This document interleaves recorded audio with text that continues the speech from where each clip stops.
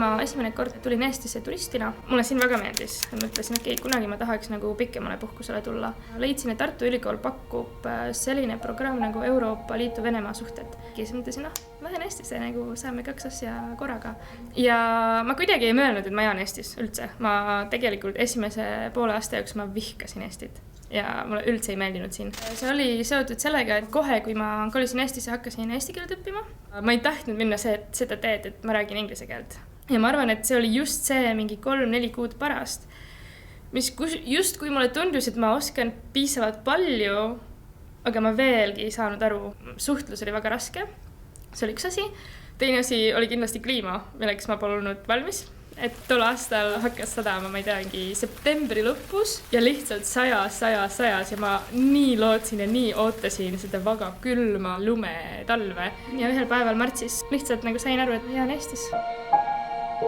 Terve vahetusprotsess oli üsna pikk, siis ma tegelikult hakkasin juba nagu iseseisvalt õppima keelekliki kaudu. Ma lihtsalt nagu õhtuti õppisin nende videote abil. Sellest tuleb selline naljakas lugu, et Prantsusmaa haridussüsteemis on hästi tavaline, et sa teed endale A4 paberit, kõige olulisemad asjad. Siis ma tegin samamoodi endale kõik nagu nendes uutes sõnades ja grammatika reegleid. Ma kleebisin seda igal pool korteris ja kleebisin ka, et see on tool ja see on külmkapp ja siiani kõik mäletavad, et ma olen see hull tüdruk, kellel oli nagu kõik kleebitud mingi imelikus keeles.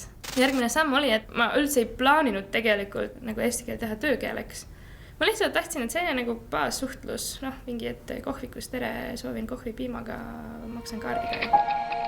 Sain Tartus juba suve keelekooli. Suvekooli eesti keele õpetaja rääkis, et kuule, Miša, sulle nagu seda tundub, et väga meeldib keeli õppida.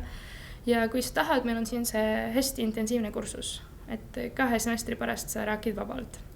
Mis ma mäletan, vaatasin teda nagu otsa ja ütlesin, et ma ei usu, et keegi ei saa seda õppida nii ruttu. Nagu see lihtsalt pole võimalik.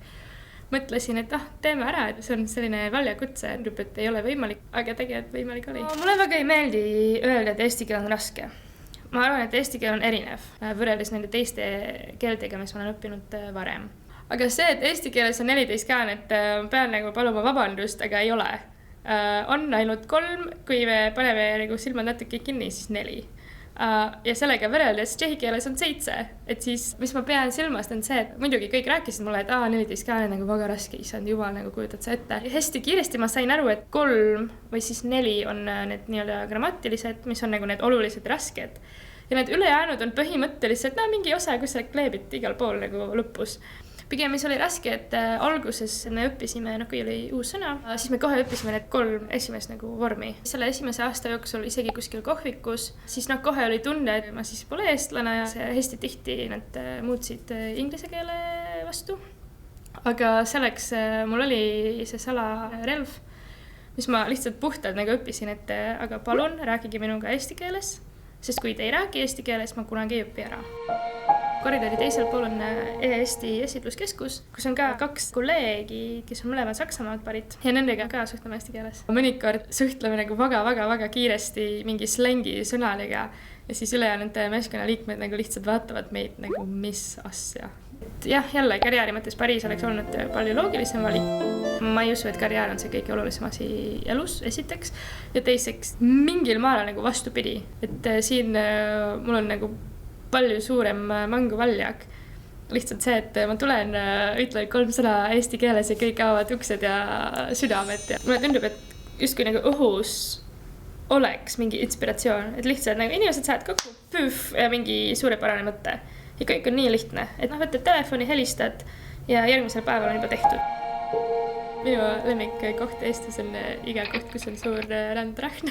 Mu peres on juba ka kõik need naljad selle kohta, et kui kuskil Euroopas jalginud ainult need pruunikad sildid, siis sa näed kuskil mingi lossi ja jõgi ja mäed ja kloostrid. Kui sa lähed läbi Eesti ja sa jalgid ainult need pruunikad sildid, siis sa näed suur hunnik kive ja osa neist sa ei leia.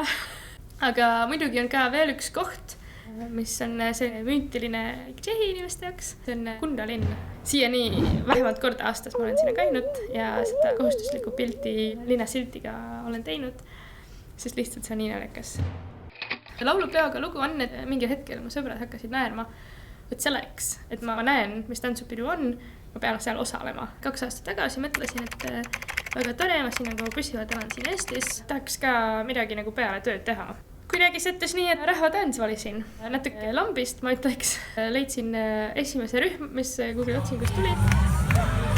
Nii juhke selle üle, et mul oli võimalus seal olla, et ma mõistan, mis see tähendab ja et keegi ei öelnud mulle, et sina oli välismaalane, mine ära.